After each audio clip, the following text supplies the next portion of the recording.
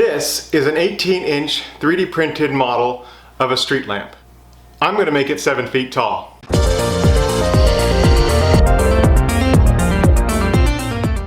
Alright, I'm going to open this up in Maker World and I've got it saved. It is Street Lamp Vintage and it is a cute little model. It's 18 inches tall. It's got 5 pieces: the light, the finial, the upright, the base. I'm not sure what this part is, so I'm going to delete it. I don't know what it is. I don't know that I need it. But I want it big. I'm going to make it 620% bigger, and objects are now over bounds. So huge surprise to everybody. Bambu Studio has this really cool feature where you can cut these things down, and I changed the mode to dovetail, which will hopefully give me a really nice registration point. I'm going to cut it. There we go. This upright here is way too big. Cut that in half. Still too big. Cut the halves in half. And now we're starting to get to a more manageable size here. You can adjust the width of the dovetail, which is super nice. And now most of those, I think they're going to fit. I'm going to go ahead and add some more plates just to see how much of this. Okay, so yeah, it all fits except for the base. So let's cut that down. Same process. And again. And now for this part, I think I'm going to have to cut it a different way. So I cut it in half, and then cut the halves in half, and then cut those halves in half. And now we've got 13 parts total over a total of 9 different plates. And I'm going to try to rearrange these so that I can use all 3 of my printers. Obviously, the majority of these I want to print out on the H2D, which is my largest printer. But I also want to print some of these smaller ones to sort of offload the effort. So those of them that can fit on the plates for the X1 carbon and the A1, I'm going to go ahead and rearrange those around and see if I can get some of them to fit. And let's start firing these off. And this is going to be a lot of filament. A1 is back here cranking away on its second piece. It has already completed one. We're definitely going to speed up production with these other 2 machines, but more than half of the plates are going to have to be printed on this machine. And that's good. I really want to get used to printing with this new machine and see how it does. And 2 more pieces on the A1. This looks amazing. This looks absolutely amazing. This is the light. Wow. You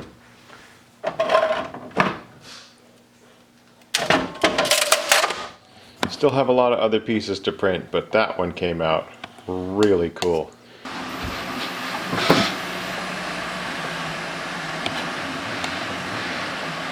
Had to do a couple color changes. Started off with black, went through my leftover blue, and now I'm on to yellow.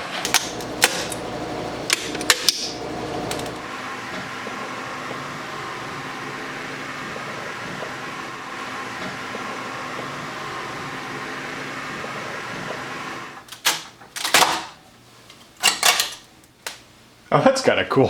PLA Stonehenge.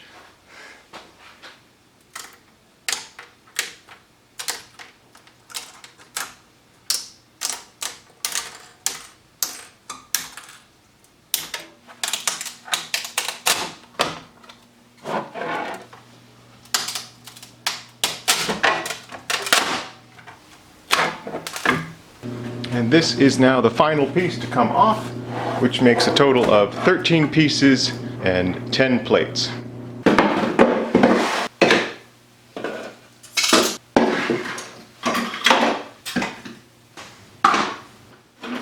These are the empty spools from the printing. It ended up being 13 rolls total, which equals about 1 per object. Now, not all of these were full, but it is quite a lot of filament. Now we got to remove all of the support material off of these, which I imagine is going to take a fair amount of time as well.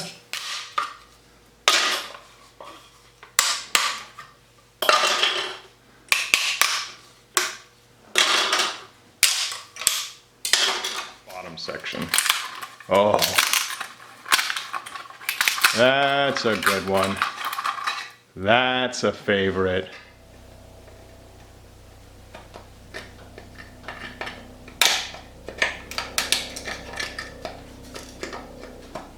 I wonder if some of these coming off easier than others is because I let them sit for too long.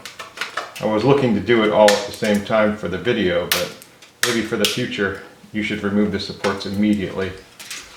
I definitely think I waited too long to take these supports off. They've never been this hard to remove before. Here's a test piece I had done. This was the object 500 times larger, and you can see the tolerances on this are pretty tight, but they do go together really nicely. I tried to slip these two pieces together and it got stuck, and then when I tried to take it apart, this one broke. All of these over here, the supports were in a place where that doesn't affect them being put together, but these 5, and I can't seem to get them off or loose or anything. I'm going to call it a lesson for myself and move on. And I've already got these 2 printers starting on replicating those parts. Okay, switched over to these type of supports. Either way, it seems like it's breaking away easier. Now, normally the trees do break away fairly easily, so I'm guessing that they just can't sit that long. You guys know that I'm still a novice when it comes to 3D printing, so let me know in the comments if my presumption is correct and that I shouldn't have waited that long, or if maybe I messed something up when rendering those supports.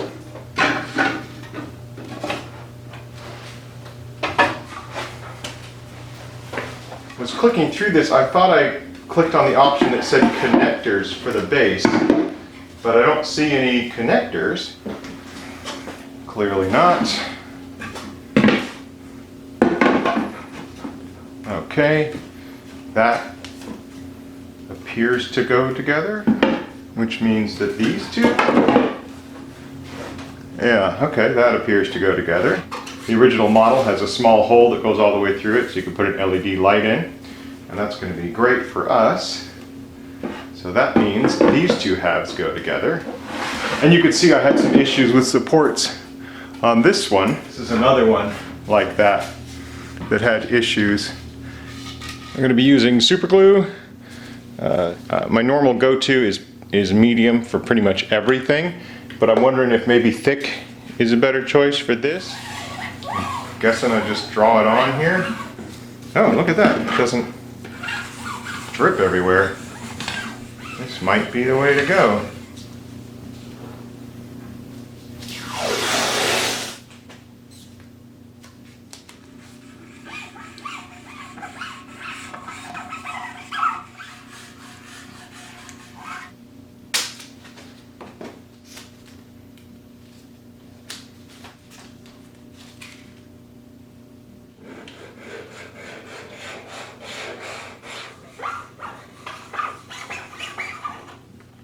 It's kind of funny, this one's kind of curved out and this one's kind of curved in. Must have been the way that I split them. Oh yeah, they fit together really nice.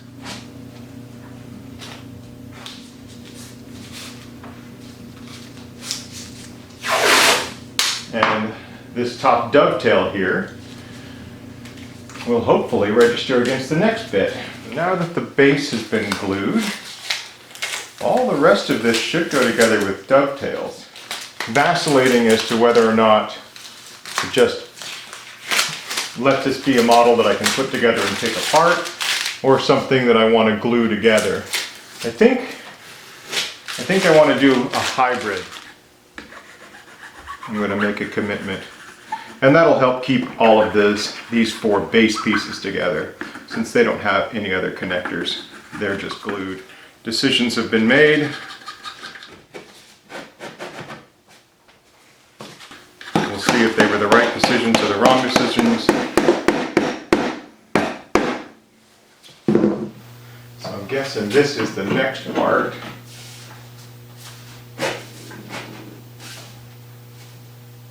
And if if I don't glue that one in, then I can have this upright as a piece. And then the lamp, the upright would be these 5 pieces as one. So then I'd have the base as one, the upright as one, and then what's left over there, the lamp as one. All right, so these 2 pieces are an original connector from the 18-inch model, which allowed you to take this model apart. You can see as you scale things up, the tolerances also scale up. So what was a tight connection at 18 inches is a super sloppy connection at 7 feet.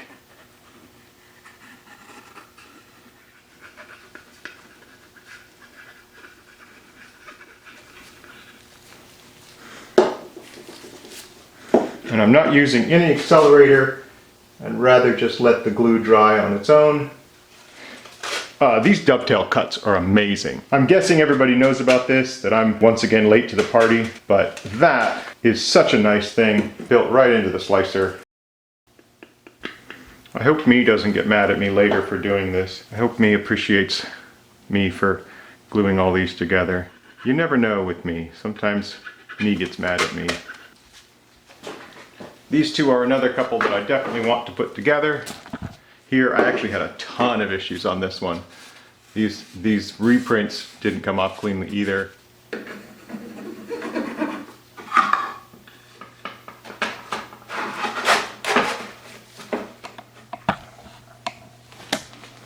Don't touch the camera with super glue. Okay, now I'm stuck to the camera.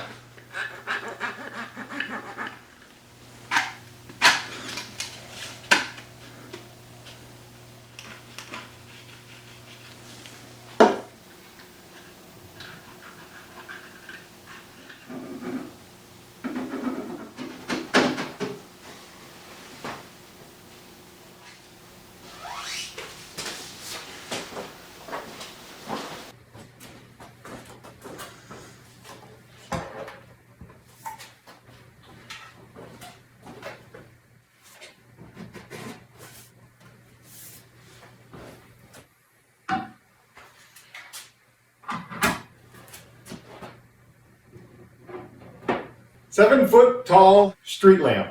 I literally just got started with 3D printing, and now I've got a 7-foot tall street lamp. Technically, at this point, it's just a model of a street lamp because it doesn't actually work.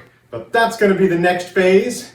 I'm going to go ahead and figure out how to join these pieces together, what the best method is, put on some sort of material here, add a lamp. I gotta say there is some appeal to the multiple colors that I've got here. I'm probably still gonna clean up all the joints, primer it, and make it a uniform color. There's still a lot of work to go forward from what we have here, which it still boggles me that this even exists and that this just came out of 3 printers in my workshop. I did realize something though, that even though this technically isn't a street lamp yet, if I turn it around like this, it is a functional object in its current state.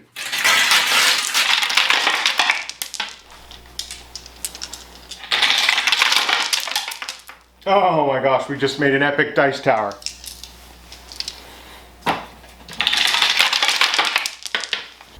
Even though there's a space for the cord, I'm sort of thinking I want this to be batteries, like my other street lamps that I built. If you haven't seen those other street lamps, I'll put a link to that video up over here, and you can sort of see where this whole idea started from. Is 100% lighter than those, and I think it's going to be really cool when it's all filled, primed, painted a uniform color, and it allows me to take it apart and store it a little easier than I can store my 3 giant metal ones. Thank you guys very much for watching. I know it's been a long time since my last video, and I'm gonna try to make sure the next one doesn't take quite so long.